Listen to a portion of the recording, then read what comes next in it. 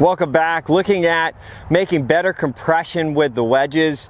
Sometimes this can be an issue for players as they take the club back, that their lower body is overworking. So usually when I see that, with wedge play especially, so they get set in there and I can actually see their lower body sort of rock as they start to take the club back. So the pressure ends up shifting outside of their trail foot.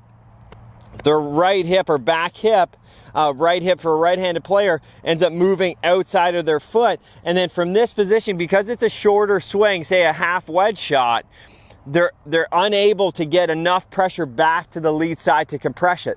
So it's important, especially for wedges, that as you take it back, we can shift a very small amount, but we definitely want to be moving a bit more forward as we're taking the club back. So if you watch my trail hip, it's here, but it's almost going this way, and then I have enough pressure forward that I can start to push and stand up, versus if I end up over here, then I'm in a spot with a very small amount of time to get back into impact. So with the wedge play, don't be afraid to let this right hip feel like it works a little more to the target, so the left hip stays a bit more stable versus a lot of lateral shifting. It will make it a lot easier for you to compress your wedges. So if I get set up in there, so as I'm taking it back, I'm working on letting that right hip drive a little bit more to the target so I can get my pressure on my lead side.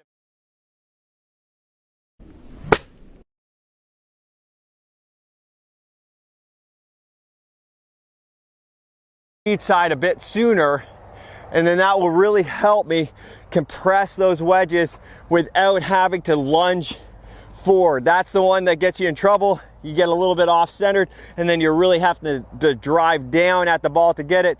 I much prefer you being in a position a little bit more forward so you can start to push up through the wedge shot versus trying to dive down to get that impact position.